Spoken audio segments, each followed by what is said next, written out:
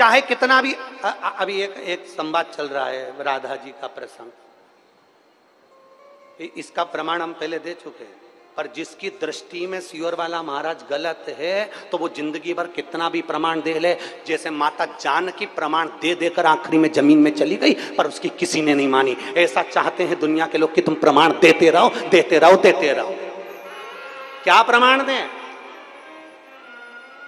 क्या प्रमाण चाहिए? इस व्यासपीठ से मेरी मां ने सौगंध खाकर बिठाया था कि प्रमाण इस व्यासपीठ से वो शब्द बोलना जो हमारे शास्त्रों में है। ब्रह्म वैवर्त पुराण में से राधा का संवाद, राधा रानी का संवाद बोला। इसके बाद राधा रहस्य में से राधा जी का संवाद बोला। गौड़िया संप्रदाय की काली पीठ से निकलने वाली पुस्तक में राधा जी का संवाद लिखा है जो हमने बोला। और प्रसन्नता ब्रज 84 कोस में अनय घोष का मंदिर है, वहां जाकर दर्शन करो जावड़ गांव में, उसका प्रसंग कहा। उसके बाद कितना प्रमाण चाहिए तुमको? और बात है राधा रानी की, वो तो मेरी मां है।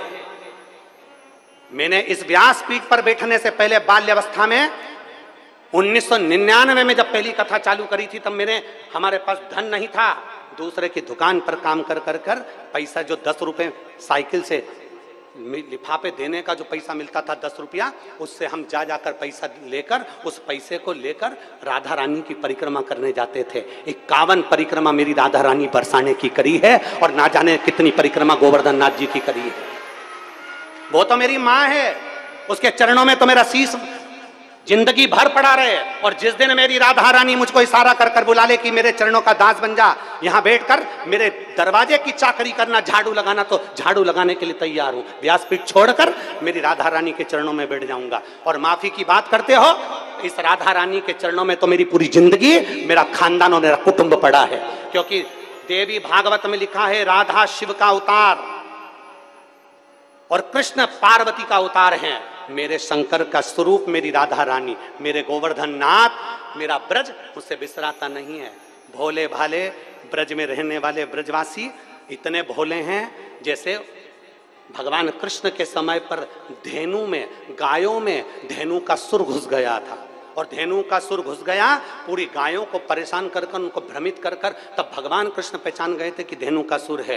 कई ऐसे इन ब्रजवासियों को भ्रमित कर रहे हैं क्योंकि ब्रजवासी बड़ा भोला होता है, बड़ा सहज होता है।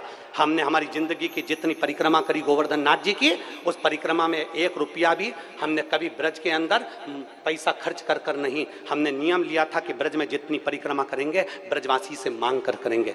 मेरे गोवर्धन नाथ जी की परिक्रमा में जितने ब्रजवासी रहते हैं सब पहचानते हैं सियोर वाले को कि बचपन से परिक्रमा करता है। जब चड्डी पहनता था हाफ, उस समय से परिक्रमा करता था और ब्रजवासियों से 2 रोटी मांग कर खा लेता था। मेरे ब्रजवासी इतने भोले होते थे कि बिठाकर छाछ भी पिलाते थे।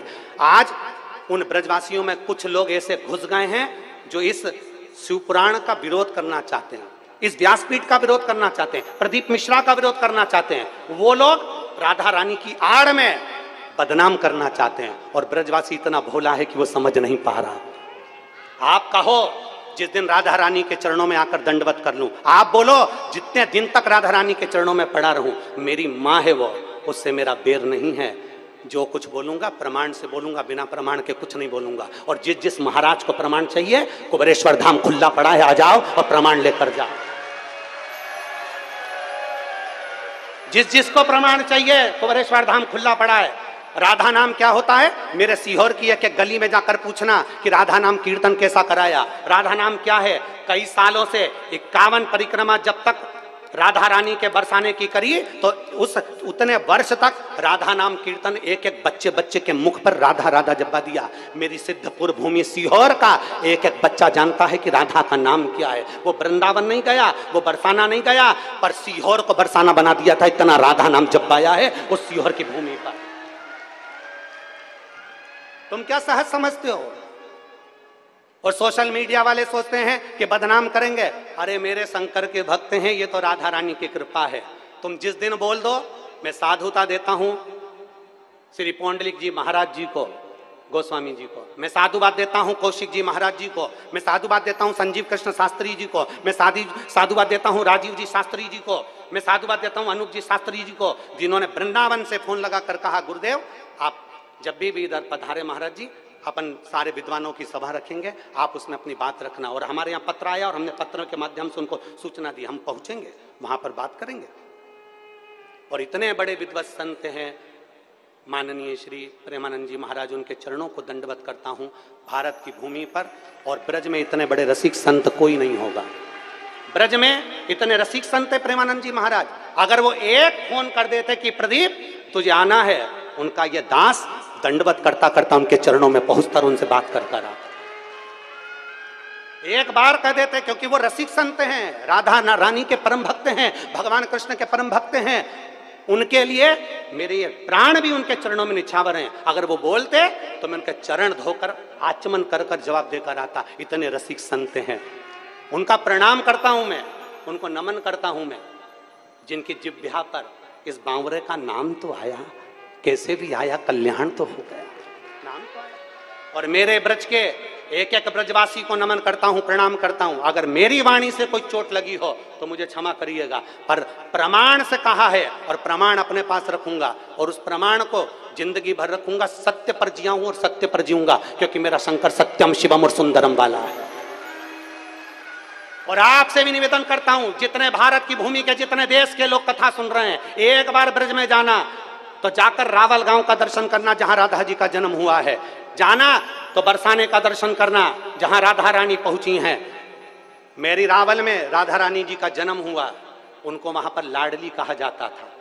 जब राधा जी बड़ी हो गई, साल निकल गया, तब राधा जी बरसाने में पहुंची हैं। और बरसाने में पहुंची तो उनको किशोरी जी कहा गया, क्योंकि किशोर अवस्था में पहुंची थी।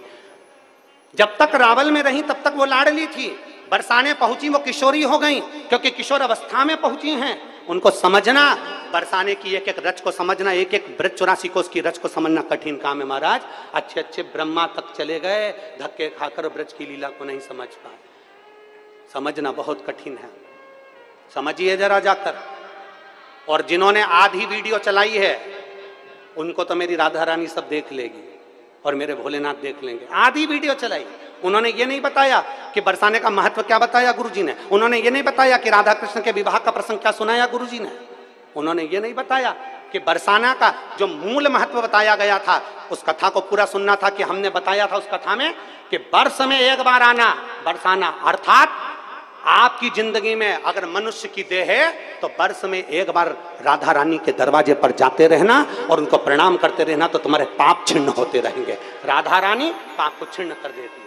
उस क्लिपिंग को पूरा तो बताया नहीं, उसमें से काट कर हमारे सब्जेक्ट को छोड़कर उसमें दूसरा उस सब्जेक्ट को वही की वही फेस लगाकर, वही की वही वाणी लगाकर, उसको काट काट कर क्लिपिंग बनाकर जनमानस में प्रेषित कर दिया।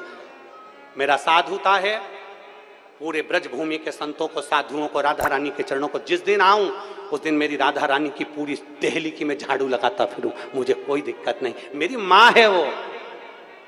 पर जो गलत राधा रानी के पर्दे की आड़ में जो शिव महापुराण को लांछन लगा रहे हैं, राधा रानी की पर्दे की आड़ में जो विद्रोही, जो विधर्मी, जो सनातन धर्म को अच्छा नहीं देख सकते, वो इस पर्दे की आड़ में ना जाने क्यों बदनाम करने में लगे हैं। इन्होंने कईयों को बदनाम किया तो हमको भी करें भी कर रहेंगे नहीं। नामदेव, तुकाराम, रामकृष्ण, मीरा, कर्मा जैसों को नहीं छोड़ा तो हमें कौन छोड़ने वाला।